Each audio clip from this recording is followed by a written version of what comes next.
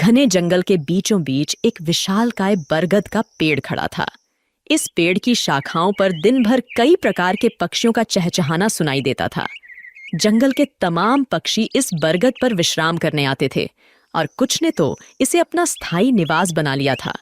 बरगद की छांव में रहते हुए वे अपार सुख का अनुभव करते थे। जब हम किसी जगह या व्यक्ति के साथ लंबे समय तक रहते हैं तो हमें उनसे लगाव हो जाता है।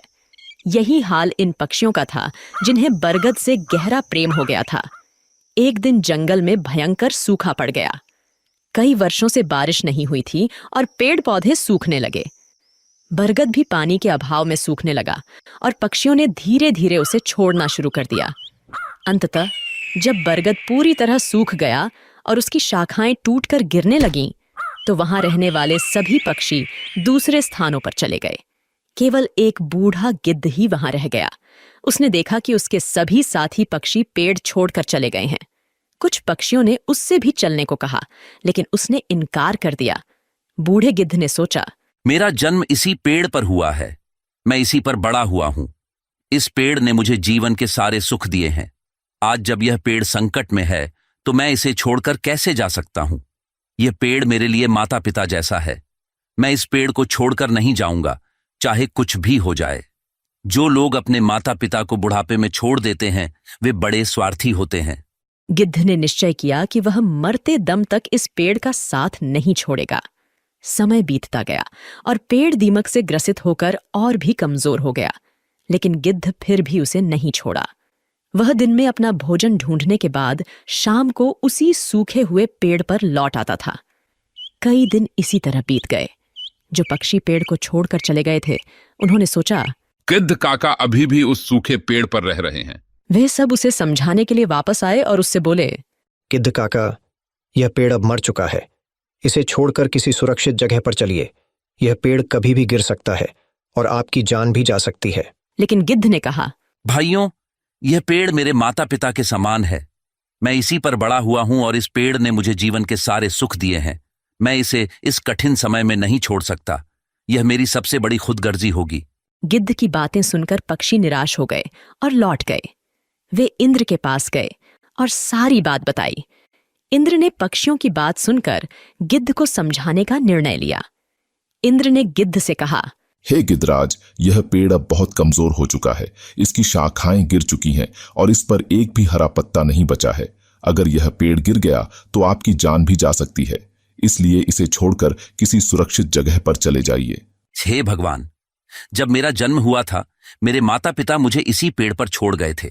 मैं इस पेड़ पर बड़ा हुआ हूं और इसी पर रहते रहते बूढ़ा हो गया हूं। आज जब यह पेड़ संकट में है तो मैं इसे छोड़कर कैसे जा सकता हूं। मैं मरते दम तक इस पेड़ का साथ नहीं छोड़ूंगा। इंद्र गिद्ध की निष्ठा देखकर प्रसन्न हो गए और बोले, मैं तुम्हें वरदान देना चाहता हूं। बताओ तुम्हें क्या चाहिए। हे भगवान, मुझे वरदान नहीं चाहिए। इस पेड़ को वरदान दीजिए ताकि यह फिर से हरा भरा हो जाए और इसकी आयु बढ़ जाए। इससे हजारों पक्षियों का भला होगा। इंद्र ने गिद्ध की बात मान ली और पेड़ को फिर से हरा भरा बना दिया। पूरे जंगल में बारिश हो गई और जंगल के सभी पेड़ पौधे फिर से हरे भरे हो गए। जो जीव जंतु जंगल छोड़कर चले गए थे वे फिर से लौट आए। सभी पक्षी बरगद पर आकर चहचहाने लगे और गिद्ध काका की सेवा करने लगे।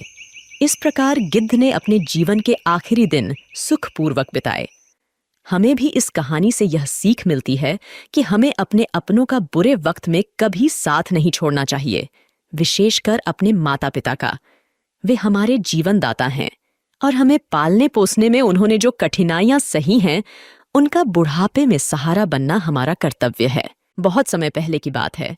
समुद्र के किनारे एक छोटी सी गौरैया अपने घोंसले में रहती थी। एक दिन उसने 2 अंडे दिए। सुबह होते ही उसने सोचा, मैं जल्दी से दाना चुगने जाती हूँ, तब तक मेरे अंडे यहाँ सुरक्षित रहेंगे। किसी को नहीं पता कि मैंने 2 अंडे दिए हैं। गौरैया दाना चुगने चली गई।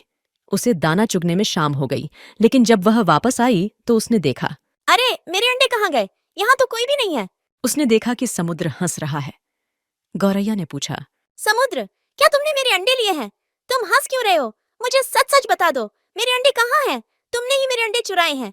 मेरे अंडे वापस करो। समुद्र ने जवाब दिया, नहीं, मैंने तुम्हारे अंडे नहीं लिए। मैं क्यों तुम्हारे अंडे लूंगा? मुझे तुम्हारे अंडे चुरा कर क्या मिलेगा? मुझे नहीं पता तुम्हारे अंडे कहाँ हैं। मुझे परेशान मत करो, खुद ही ढूंढ लो अपने अंडे। समुद्र की बात सुनकर गौरैया को गुस्सा आ गया। उसने कहा, अगर तुमने मेरे अंडे वापस नहीं किए तो मैं तुम्हें पूरा सुखा दूंगी। एक माँ की ताकत को तुम नहीं जानते। माँ अपने बच्चों पर कोई आंच नहीं आने देती। समुद्र हंसते हुए बोला। तू मुझे सुखाएगी? तू गौरैया, चल ये कोशिश करके देख ले। गौरैया गुस्से में अपनी छोटी सी चोंच में समुद्र का पानी भरती और किनारे पर उड़ेल देती। पास से गुजरते हुए एक चिढ़ा ने पूछा, अरे गौरैया बहन, आज तुम दाना चुगने नहीं आई? और तुम यह क्या कर रही हो? गौरैया ने जवाब दिया, मैं समुद्र का पानी सुखाकर अपने अंडे वापस लूंगी। तुम जाओ, मुझे अपना काम करने दो। चिढ़ा ने कहा, पर गौरैया बहन, यह कार्य असंभव है। इस तरह तुम समुद्र का पानी नहीं सुखा पाओगी। गौरैया दृढ़ निश्चय के साथ अपने कार्य में लगी रही। जब वह थक जाती तो थोड़ी देर रुककर फिर से काम में जुट जाती। इस कार्य में गौरैया को कई दिन हो चुके थे। भूखी प्यासी गौरैया की तबीयत खराब होने लगी। यह देखकर सभी पक्षी चिंतित हो गए। यह गौरैया अगर इसी तरह भूखी प्यासी इस कार्य में लगी रही तो अनर्थ हो जाएगा। हमें गरुण देव के पास चलकर सहायता मांगनी चाहिए। सभी पक्षी मिलकर गरुण देव के पास गए। गरुण देव ने पूछा, क्या बात है, सब ठीक तो है? आज सभी पक्षी एक साथ मेरे पास आए हैं। पक्षियों ने बताया, गरुण देव, एक छोटी गौरैया अपनी जिद पर अड़ी है और इतने विशाल समुद्र का पानी सुखाने का प्रयास कर रही है। इसी वजह से उसका स्वास्थ्य भी गिर रहा है। कृपया उसकी मदद कीजिए। गरुण देव समुद्र तट पर गौरैया के पास गए और बोले, गौरैया, मेरी चोंच थोड़ी बड़ी है। क्या इस कार्य में मैं तुम्हारी कुछ सहायता करूं? नहीं गरुण देव, आप मेरी वजह से परेशान मत होइए। ये मेरी लड़ाई है, मैं इसे खुद लड़ूंगी। मुझे कोई मदद नहीं चाहिए। गरुण देव ने सोचा, बच्चों की वजह से यह चिड़िया किसी की नहीं सुनेगी। इसके लिए अंडों को ढूंढने से ज्यादा महत्वपूर्ण कोई कार्य नहीं है। मुझे भगवान श्री हरि के पास जाना होगा और उनसे विनती करनी होगी। गरुण देव भगवान विष्णु के पास गए और प्रार्थना की, हे नारायण, आपकी जय हो। कृपया हमारी सहायता कीजिए। एक नन्ही गौरैया समुद्र का पानी सुखाने की ठान बैठी है, जो कि संभव नहीं है। उसका स्वास्थ्य भी गिर रहा है। पक्षीराज गरुण, मैं इस गौरैया के दृढ़ निश्चय से बहुत प्रसन्न हूँ।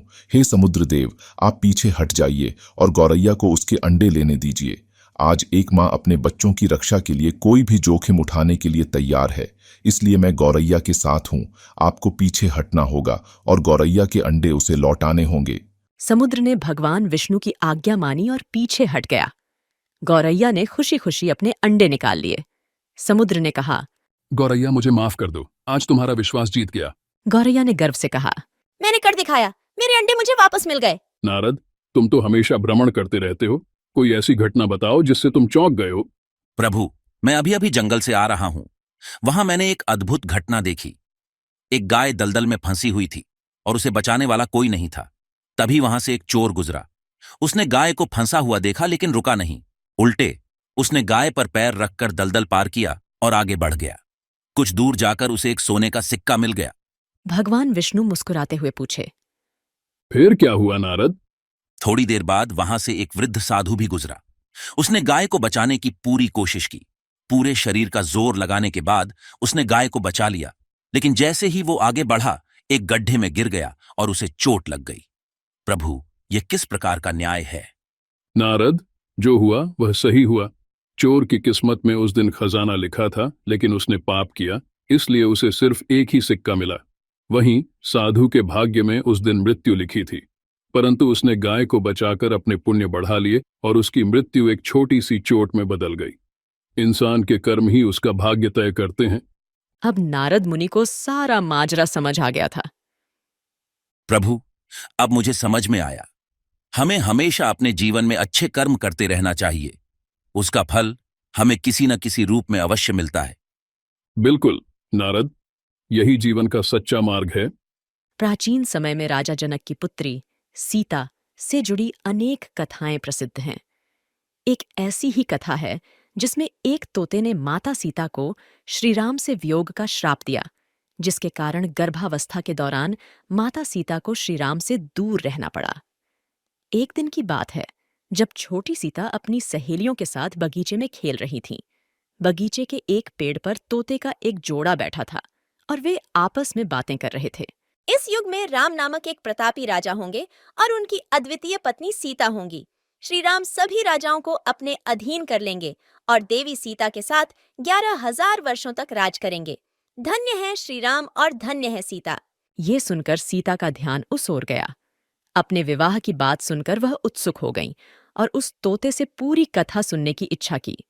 उन्होंने अपनी सहेलियों से तोते को पकड़कर लाने को कहा। सहेलियों ने तोते को पकड़कर सीता के पास लाया। सीता ने प्यार से पूछा, तुम कौन हो और कहाँ से आए हो? तुम जिस राम और सीता की बात कर रहे थे, उसकी जानकारी कैसे मिली? हम वाल्मीकि ऋषि के आश्रम के पेड़ पर रहते हैं। उन्होंने रामायण नामक एक सुंदर काव्य लिखा है और उसे अपने शिष्यों को पढ़ाते हैं। हम भी उसे सुनते हैं और इसी कारण हमें ये कथा याद हो गई है। अच्छा, तो तुम श्री राम और माता सीता के बारे में बहुत कुछ जानते होगे। हाँ, थोड़ा बहुत। मुझे और बताओ। श्री राम महर्षि विश्वामित्र के साथ अपने 3 भाइयों भरत, लक्ष्मण और शत्रुघ्न के साथ मिथिला आएंगे और भगवान शिव के धनुष को तोड़कर देवी सीता से विवाह करेंगे। श्री राम के तीनों भाइयों का विवाह भी मिथिला में होगा। तोते की बातें सीता को बहुत प्रिय लगीं। तुम्हारी बातें मुझे बहुत अच्छी लग रही हैं। श्री राम के गुणों के बारे में कुछ और बताओ। सीता की उत्सुकता देखकर मादा तोता समझ गई कि यह जनक नंदिनी सीता ही हैं। फिर भी उसने बिना इसका एहसास दिलाए कहा, श्री राम के रूप और गुणों का वर्णन जितना किया जाए कम है। वे हर प्रकार के ऐश्वर्य से युक्त हैं। जनक नंदिनी सीता धन्य है जो श्री राम के साथ हजारों वर्षों तक रहेंगी। परंतु तुम कौन हो जो यह सब सुन रही हो? जिसे तुम जनक नंदिनी सीता कहती हो, वह मैं ही हूं। श्री राम ने मेरे मन को मोह लिया है। जब वे मिथिला आकर मुझसे विवाह करेंगे, तभी मैं तुम्हें छोड़ूंगी। तुम मेरे महल में सुखपूर्वक जीवन बिताओ। हम वन में रहने वाले पक्षी हैं और स्वच्छंद विचरण पसंद करते हैं। महल में हमें सुख नहीं मिलेगा। मैं गर्भवती हूँ और अपने बच्चे को जन्म देने के बाद वापस आ जाऊंगी। पेड़ पर बैठे उसके पति तोते ने भी सीता से विनती की। हे जनक नंदिनी, उसे छोड़ दो। वह गर्भवती है और महल में नहीं रह सकती। दोनों तोते सीता से उन्हें छोड़ने की मिन्नतें करते रहे, परंतु सीता अपनी जिद पर अड़ी रहीं। तोते की पत्नी का वियोग असहनीय हो रहा था और वह क्रोधित हो गई। उसने श्राप देते हुए कहा, गर्भावस्था में मुझे तुम अपने पति से अलग कर रही हो, इसलिए मैं तुम्हें श्राप देती हूँ कि गर्भावस्था में तुम्हें भी अपने पति से अलग होना पड़ेगा। इतना कहकर मादा तोता राम राम कहकर मर गई। थोड़ी देर बाद नर तोता भी पत्नी के वियोग में मर गया। कहा जाता है कि यही तोता अगले जन्म में धोबी बना और उसके लांछन के कारण ही माता सीता को श्री राम से दूर होना पड़ा था।